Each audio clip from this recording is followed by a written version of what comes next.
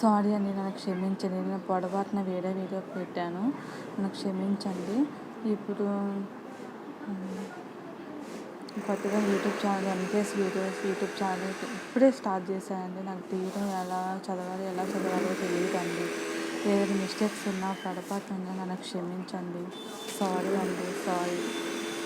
మళ్ళీ మంచిగా తీద్దామని మళ్ళీ ట్రై చేస్తున్నాను. పొరపాటు మళ్ళీ మిస్టేక్స్ ఏమంటే నన్ను క్షమించండి. హాయ్ అండి, నా పేరు మౌనిక. నేను కొత్తగా యూట్యూబ్ ఛానల్ స్టార్ట్ చేద్దామనుకుంటున్నాను, ఎంకేఎస్ యూట్యూబ్ ఛానల్. నేను ఆధ్యాత్మిక రామాయణం స్టోరీ చెప్దామనుకుంటున్నానండి. రామాయణం కథ స్టోరీ చాలా బాగుంటుంది అనుకుంటున్నాను. నేను చదివేది ఏదో కంటే మీకు చెబుతుంటే మీకు చాలా బాగుంటుందని చెప్పి నేను ఈ ఆధ్యాత్మిక రామాయణ స్టోరీ చెప్తానండి. నేను ఆధ్యాత్మిక రామాయణం బాలకాండము ప్రథమ సర్గము. చిన్మయుడు అవ్యయుడు ఆగు పరమాత్మ భూభారము బాపుతకై దేవతలచే ప్రార్థించబడి భూలోకమున సూర్యవంశమున మాయ మనుష్య రూపముతో అవతరించి రాక్షస సమూహమునకు వధించి లోకమున పాప వినాశీనియగు తను స్థిర కీర్తిని స్థాపించి తన ఆది బ్రహ్మస్వరూపరైన లీనమైన జానకినాథుని నేను భజించుచున్నాను. విశ్వము యొక్క ఉత్పత్తి స్థితి లయములకు ఒకే కారణమై మాయను ఆశ్రయించును. మాయ తిరురై అచిత్య స్వరూపుడై ఆనందగనుడై రాగాది దోషరహితుడై నిర్మలుడై స్వయం ప్రకాశ స్వరూపుడై స్వస్వరూప యథాత్మ జ్ఞానయుతుడై శ్రీ సీతాపతికి నమస్కరించున్నారు. సర్వ పురాణ సమత్తము పవిత్రము ఆగు ఈ ఆధ్యాత్మ రామాయణం ఏకగ్రచిత్తముతో నిత్యము పాటించువాడు వినేడివాడు పాపరహితులై శ్రీవారిని పొందెదరు. సంసార బంధము నుండి విముక్తులు కాదలసిన వారు ఆధ్యాత్మ రామాయణముని నిత్యము పాటించవలెను. దీనిని నిత్యము శ్రవణు చేయు వారికి అసంఖ్యక గోదాన ఫలము లభించును. త్రిపురాంతకమును పర్వతము నుండి బయలు వెడలి శ్రీరామ సాగరమున సంగమించేది. ఈ ఆధ్యాత్మ రామాయణ గంగానది 3 లోకములకు పవిత్ర గావించెను. ఒకనొక సమయమున కైలాసగిరి శిఖరముపై వేనవేల సూర్యుల ప్రకాశముతో వెలిగేడి శుభమందిరమున సింహాసనముపై ధ్యానవస్థమందున్న సిద్ధ సమూహ సేవతుని నిత్య నిర్భయుని సర్వ పాపహారిని ఆనంద నిలయుని దేవదేవుని త్రిలోచనని పరమశివుని ఆత్మని అతని వామంకమున విరజిల్లు గిరుకుమారి పార్వతి భక్తితో వినమ్ర భావముతో అట్లడిగెను. పార్వతీదేవి ఇట్లడిగెను: దేవి జగనివాస నమస్కారము. మీరు సకల జీవుల అంతఃకరమునకు సాక్షి పరమేశ్వరులు పురుషోత్తములైన భగవానుని సనాతన తత్వము గురించి నేను మేము ప్రశ్నింపగొడుచున్నాను. ఎందుకనగా మీరు కూడా సనాతనులు. మహాత్ములైన వారు ఇతరులకు తెలుపకూడనంతటి అత్యంత రహస్య విషయములను కూడా భక్తులకు చెప్పుచుండుడు. ఓ దేవా, నేను తమ భక్తురాలను కావున దానిని మీరు తెలుపుడు. నాకు మీరెంతో ప్రియులు కావున నేనేమి కోరుతునో అది వర్ణించి తెలుపుడు. ఏ జ్ఞానము ద్వారా ఏ మానవుడు సంసార సముద్రము దాటగలడో అట్టి భక్తి వైరాగ్య పరిపూర్ణమగు విజ్ఞానయుతమైన ఆత్మజ్ఞానమును సహజముగా స్త్రీనైన నేను గ్రహించినట్లు హితమిత వచనములతో అనుగ్రహింపుడు. ఓ విశాలాక్ష, నేను మరొక పరమ రహస్యమును గురించి మిమ్మల్ని ప్రశ్నించుతును. దీనిని ముందుగా మీరు వర్ణింపుడు. అఖిలలోక సారురగు శ్రీరామచంద్రుని యందలి విశుద్ధ భక్తి సంసార సాగరమునకు దాటుటకు సదృఢమగు నౌకయని ప్రసిద్ధి. ఈ సంసారము నుండి విముక్తి పొందుటకు భక్తి కన్నా శ్రేష్టమైన సాధనము వేరొకటి లేదని ప్రసిద్ధము. కావున నా హృదయమునందలి సంశయు గ్రంథిని విచ్ఛేదము గావింపుడు. ఏకాగ్ర చిత్తముతో సిద్ధపురుషుడు శ్రీరామచంద్రుని పరముడని అద్వైతుడని సర్వమునకు అధికారమని ప్రకృతి గుణ ప్రవాహమునకు అతీతుడని తెలుపుతారు. వారు రేయింబవళ్ళు శ్రీరామునిచే భజించి పరమపద స్థానము పొందుదుడు. శ్రీరాముడు పరబ్రహ్మనైనను తన మాయచే కప్పబడి ఉన్న కారణమున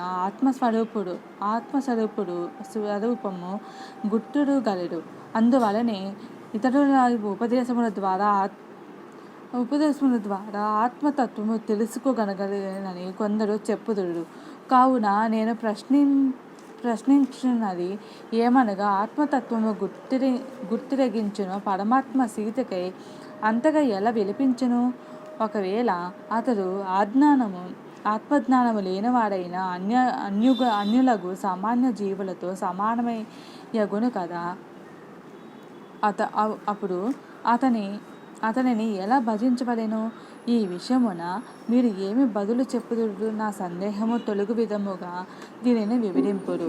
శ్రీ మహాదేవుడు ఇట్లా చెప్పును: దేవి, నీవు ధన్యురాలువు. శ్రీరామతత్వము ఎరుగవలెను కోరిక కలిగిన నీవు పరమభక్తురాలువు. ఇంతకుముందు ఈ పరమ నిగూఢ రహస్యమును వర్ణింపుడని ప్రేరణ ఇచ్చిన వాడవలసలేడు.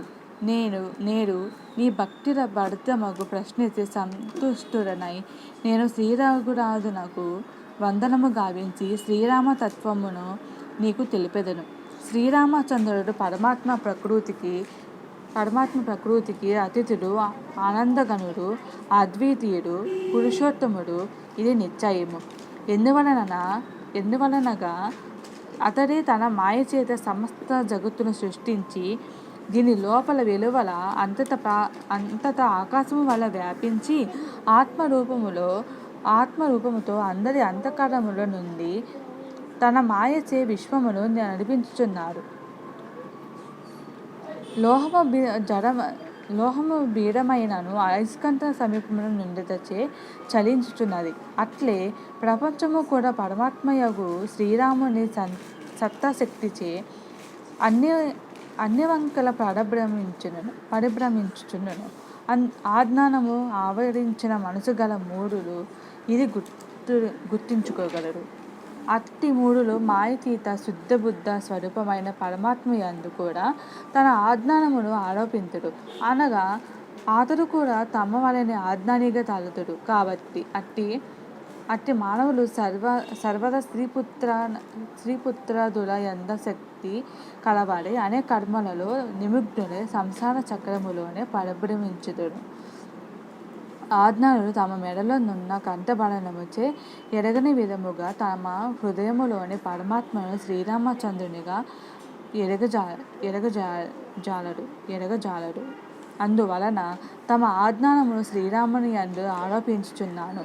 వాస్తవముగా జ్యోతి స్వరూపుడైన సూర్యుని యందు అంధకార ముందునట్లు ప్రకృత్యాదుల కథితుడు విశుద్ధ విజ్ఞానగణుడు పరమేశ్వరుడు పరమాత్మయగు శ్రీరామునిలో అవిద్య ఎట్లుండెను. గిరిగిర తిరుగువానికి ఈ విధముగా దృష్టి దోషము వలన గృహదులు తిరుగుచున్నట్లు కనిపించినో అదే విధముగా మానవుడు తన దేహము ఇంద్రియారూపమైన కర్త ద్వారా జరుగు పనులను దేహము కంటే పరమైన ఆత్మయందు ఆరోపించి మోహితుడగుచున్నాడు. ప్రకాశ స్వరూపుడైన సూర్యుని యందు ప్రకాశము తప్ప ఇతర మిశ్రమమేమియూ లేకుందటచే అతనికి రాత్రి పగలు అనే భేదము ఉండదు. అట్లే శుద్ధ చేతన ఘనస్వరూపుడైన రాముని యందు జ్ఞానము ఆజ్ఞానము వైదీపము ఎట్లుండెను అనగా అతడు జ్ఞానగణ స్వరూపుడే. అందువలన పరమానంద స్వరూపుడు విజ్ఞాన స్వరూపుడు పరమేశ్వరుడగు శ్రీరామునిలో ఆజ్ఞానము మాత్రమైనచో లేదు. అతడు ప్రకృతికి ఆధారభూతుడు. మాయ అతనికి అధీనములో నుండును. కావున విశాలక్ష్మి మాయ శ్రీరాముని మోహింపజేయజాలడు. పార్వతి, ఈ విషయమై నీకు అత్యంత గోపనీయము పరమ దుర్లభము అయిన మోక్ష సాధన రూపమగు శ్రీ సీతారామ హనుమత్వాదమును వినిపించదను. పూర్వము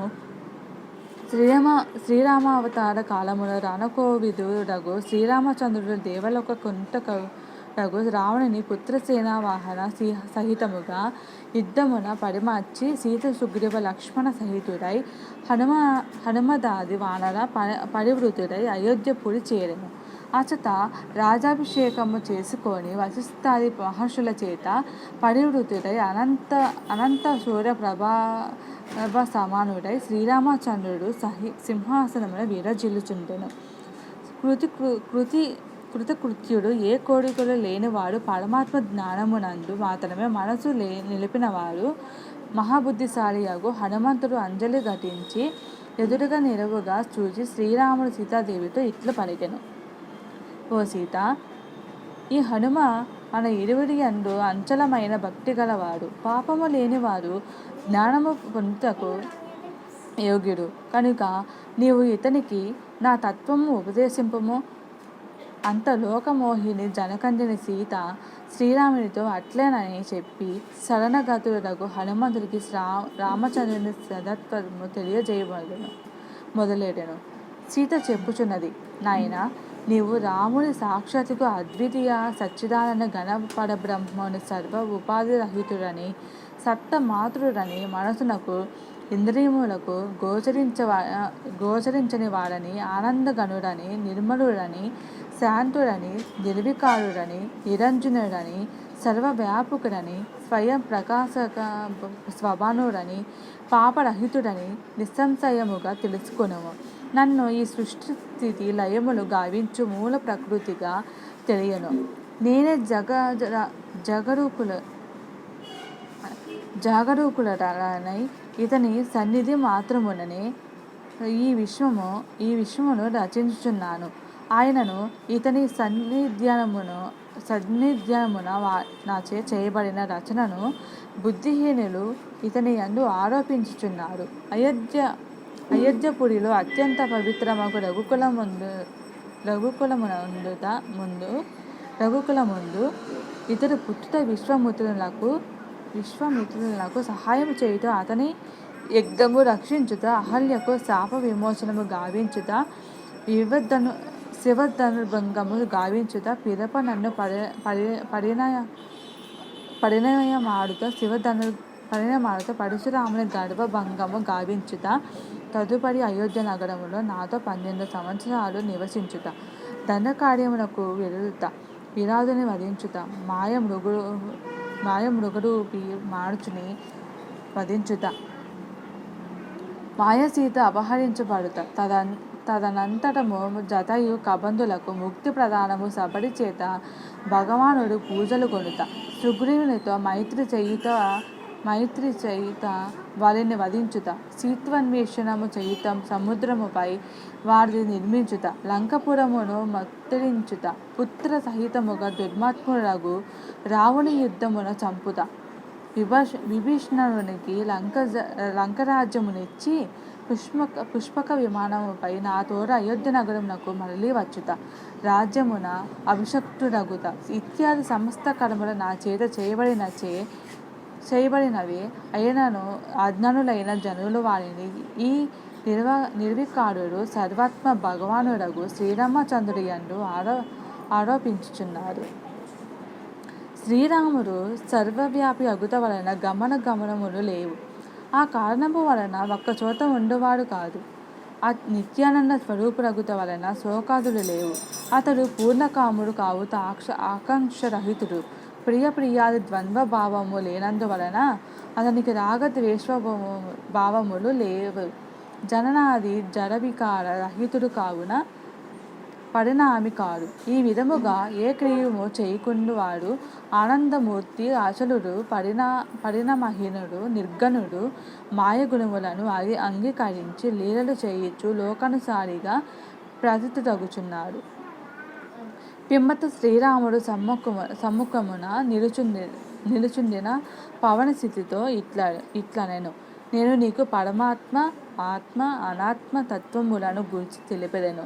సావధానముగా వినుము. ఆకాశమునందు 3 మహాభేదములు కనబడుచున్నవి. ఒకటి మహాకాశము, రెండవది జలవచ్చన్యాకాశము, మూడవది జలశయమునందు నీటిలో ప్రతిబింబించుచున్నది. ఇది ప్రతిబింబాకాశము. అదే విధముగా చేతనుడు 3 విధములుగా కనబడును.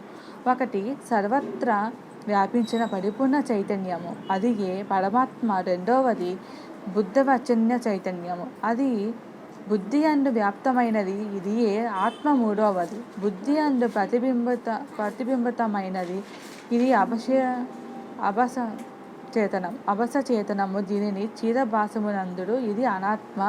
పరమాత్మ అవిచ్ఛిన్నుడు అనగా ఆకందుడు. సర్వవ్యాపి అవికారి అనగా సద్వికార రహితుడు. ప్రకృతికి సాక్షిగుటచే ప్రకృతికి అతీతుడు. ఆత్మ ఈ పరమాత్మకు అంశమగుటచే అతడు కూడా పితాపుత్ర సంబంధము వలె అపరిచ్ఛిన్నుడు. సాక్షి పరమాత్మ కన్నా భిన్నుడు కాడు. కానీ సభాసయుక్తమైన బుద్ధి కారణముగా అహంకారమోహితులైన వాడు ప్రకృతి గుణముల ద్వారా చేసిన కర్మలను బ్రహ్మతో ఆత్మకు ఆరోపించి దాని యందు కర్తృత్వ భోక్తృత్వములు కల్పించుచున్నాడు.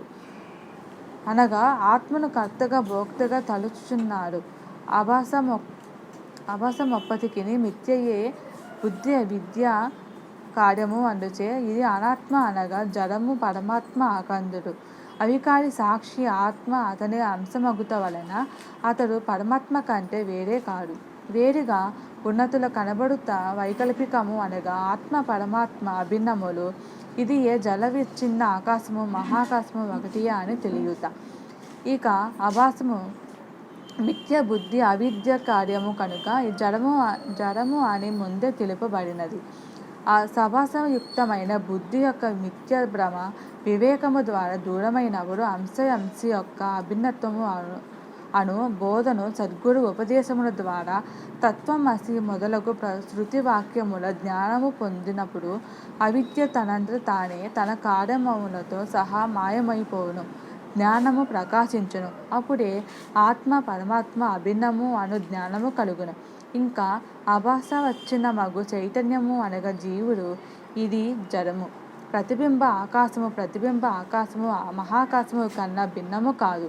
అటులే జీవుడు పరమాత్మ కన్నా భిన్నుడు కాదు. అభాసమైన అహము అనగా జీవుడు జడము. తత్వమాసి ఇత్యాది వాక్యములతో పూర్ణరగు ఈశ్వరునితో ఏకత్వము ప్రతిపాదించబడినది. అప్పుడు జీవుడు పరమాత్మ అను భేదము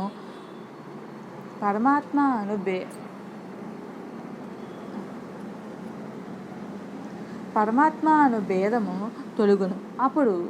అప్పుడు ఆ తత్వమసి తను అను ఇత్యాది వాక్యములతో ఆత్మకు పరమాత్మతో ఏకత్వం ప్రతిపాదించబడినట్లు జీవ పరమాత్మలకు కూడా పరమాత్మతో తత్వమసి ఇత్యాది వాక్యములతో ఏకత్వమును ప్రతిపాదించుట వలన భేదము తొలగును. దీనికి ప్రమాణము జీవ బ్రహ్మైన వాసిపరహ అను వాక్యము. సూచన 1 మహాసముగా పరమాత్మ. 2 జలవచ్చిన్న ఆకాశముగా ఆత్మ. ఎదియ బుద్ధ్య వచ్చిన్న చైతన్యము. 3 ప్రతిబింబాకాశముగా జీవుడు.